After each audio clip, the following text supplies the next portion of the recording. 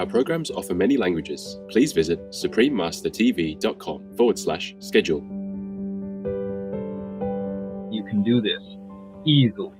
So it's just a matter of changing your conception of what you need to eat. Continue watching to find out more. Continue to make war, because you really want to know what the devils look like. You will soon in hell.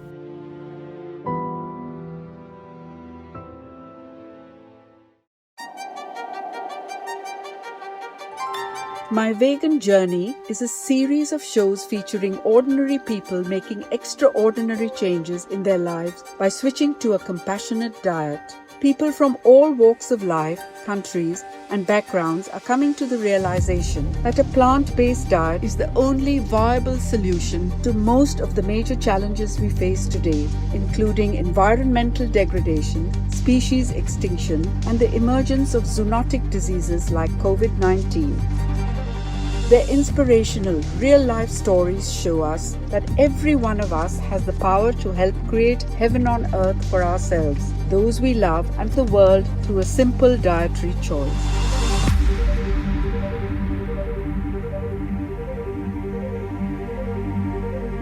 Greetings, harmonious viewers. Lukum kenis medyo tamaka. I just said, nice to meet you in Dutch, one of the official languages of Sabah. My name is Anu. The warm-hearted people of Sabah Island marvel at your determination to protect all beings and pray that our planet will heal through the global adoption of the vegan diet. Welcome to our show, My Vegan Journey. Jason King, From Hunter to Animal People Rights Champion, Part 1 of 2. On today's show, we meet Jason King, a prominent animal people liberation activist from Ontario, Canada. He is the owner of Plant Power Solutions, an exclusive vegan retail store in London, Ontario, which provides the community with access to a variety of plant-based products. We have a plethora of new vegan producers that produce great vegan foods, specifically plant meats and plant cheeses in the London area. But it's very difficult for brand new vegan businesses to get their stuff that they produce on store shelves, especially supermarkets. So I figured our community does not have an exclusively vegan shop where everybody can go and rest assured everything is vegan. So I got tired of waiting around for somebody to do that. So I figured I got to be the one to do it. Retail is a new foray into continuing my adventures as an activist and somebody that is looking to change the world. I want it to be the community shop. I want it to be a place where we share ideas and thoughts. And it's not just a place for people to buy their groceries, but a place for us to raise awareness about speciesism and the environmental impacts that we're having and why the solution is to eat plants. Being a vegan for over 8 years, Mr. King chose the name Plant Power Solutions for his shop because it conveys an important message to customers. There's a lot of problems when we consume animals, and especially when we objectify their bodies and we use them. So I wanted the business name to reflect that I was creating a solution for many problems. And plants solve the problems for consuming animals. But also, to a larger degree, when we stop consuming animal bodies and secretions, our emotional intelligence improves and we start thinking differently. We start behaving differently and we start treating others with more respect and dignity.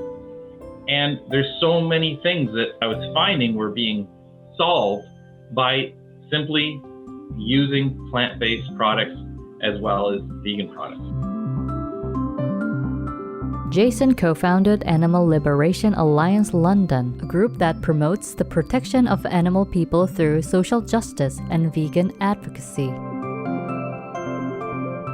His inspiration to open the shop came after several years of vegan outreach with the group at London's Rib Fest, a festival where people consume pig people products. During the first protest that Jason organized outside of the festival, they were surprised to meet with the festival owner. The owner came out and introduced himself and said, hey, instead of you guys being outside of RibFest, come back to me next year and I will give you a free booth for all 5 days. You can do all your vegan outreach right in RibFest. And we said, wow, that's incredible. So we took him up on that offer. And the next year we were there for 5 whole days. And lots of people looked at us like we were crazy. What are vegans doing at RibFest? But it was huge.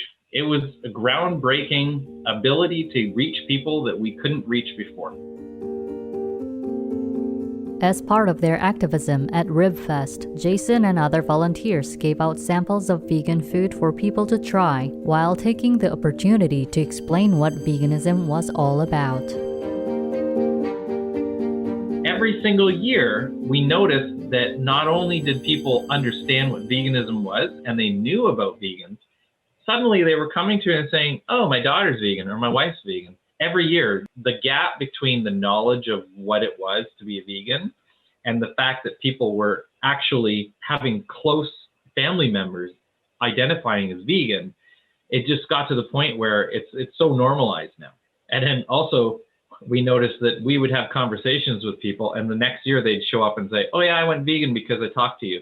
And then we also had people come back and say, yeah, I talked to you last year and you explained it to me and I couldn't understand why I was still doing this. Now I'd like to volunteer.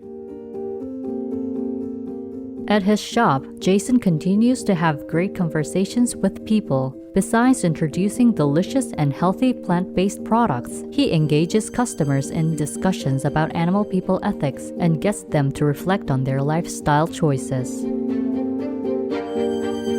I'm introducing people to the idea that this can be normalized. You can do this, and you can do this easily. So it's just a matter of changing your conception of what you need to eat, right? That's all it is.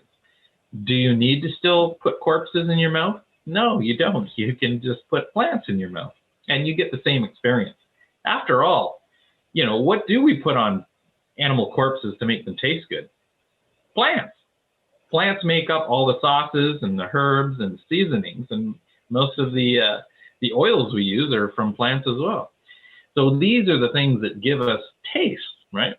So we're just eliminating the middleman by taking the animal out and just continuously using plants, right? And it's much better for the environment and really good for our bodies. We will take a moment to thank all the activists who devote themselves to protecting our innocent, helpless co-inhabitants from the animal kingdom. Please stay tuned to Supreme Master Television.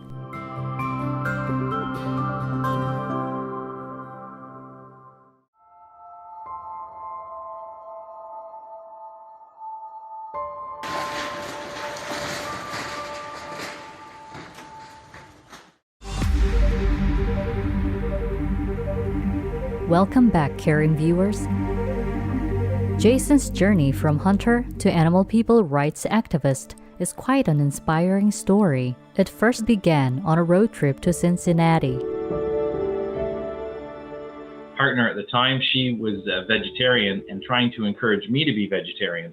And because she was vegetarian, we were looking for vegetarian, vegan restaurants to eat at while we were out traveling. And in Cincinnati, there was this place called Loving Hut, and she took us there.